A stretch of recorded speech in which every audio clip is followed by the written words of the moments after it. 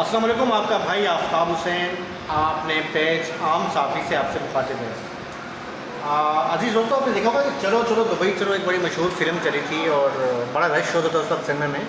और फिल्म की कोई स्टोरी जो है वो इस तरह की थी कि कुछ लोग होते हैं, लोगों को दुबई का झांसा देते हैं और कराची से जो है वो सादा लोग अफराद आते हैं मुख्तलिफ देही इलाकों से, उन्हें लांच पे बिठाया जाता है और लांच पे बिठाने के बाद एक चक्कर लगवा के जो है किसी जजीरे में छोड़ दिया जाता है और कहा जाता है कि आप दुबई पहुँच गए।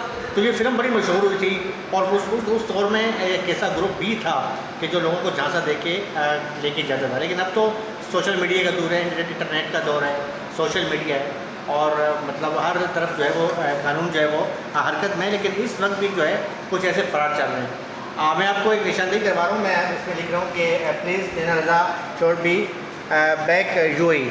ये नैना रज़ा जो है एक साफ़ी भी हैं और लाहौर से इनका तल्लुक़ है और बड़ी मशहूर टिकटॉकर हैं और ये अपने साथ लाहौर के कुछ लोग हैं, उनके साथ जो है इस वक्त दुबई में वो फंसी हुई हैं।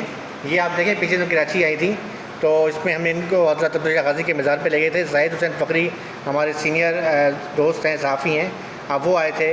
वहाँ पर इन्होंने लंगर भी तकसीम किया नैना रज़ा ने और आप देखेंगे वहाँ पर जो है ये हाज़िरी दे रही थी और बड़ी टैलेंटेड खातून हैं, लेकिन इनके साथ और अच्छे घराने की हैं, अच्छी फैमिली की हैं और जो सहाफ़त भी करती हैं तो शौकिया करती हैं, यानी माली तौर पे भी काफ़ी मुस्तहकम है।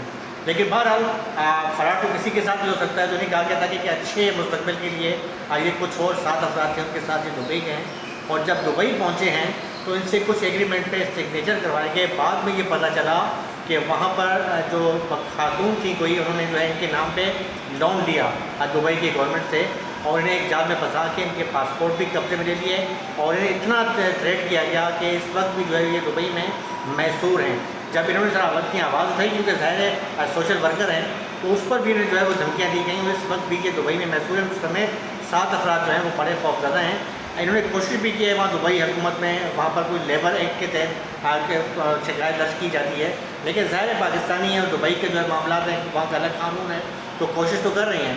लेकिन मेरे ख्याल में इस मामले को जो है वो संजीदा लेना चाहिए और हुकूमत पाकिस्तान भी जो है इस पर जो है वो करे, क्योंकि वैसे भी दुबई की जो हुकूमत है पाकिस्तान के साथ आजकल बड़े मुख्तलिफ जो है वो मामला पर जो है वो चाहे वो माशी हवाले से हो या दीगर मामला पर जो है वो दिलचस्पी का इज़हार कर रही है। पिछले दिनों भी जो है वो यहाँ पर दुबई कोस्टल में आयोजन प्रोग्राम भी होते हैं और जो है वो सैलाब जहाँ है उनके लिए मदद भी की जाती है। तो थोड़ी सी अगर गवर्नमेंट कोशिश करे सफारती हल्के पे तो ये जो 7 अफराद दुबई में फंसे हुए हैं, जिसमें मशहूर ब्लॉगर नैना रज़ा हैं, अब वो बाजियाब हो सकती हैं, काफ़ी परेशानी में हैं, उनके घर वाले परेशान है। तो मैं अपने आज के आम साफ़ी के पेज से जो है वो गवर्नमेंट ऑफ पाकिस्तान से अपील करता हूँ कि हमारे पाकिस्तानी भाइयों को जल्द वापस लाया जाए।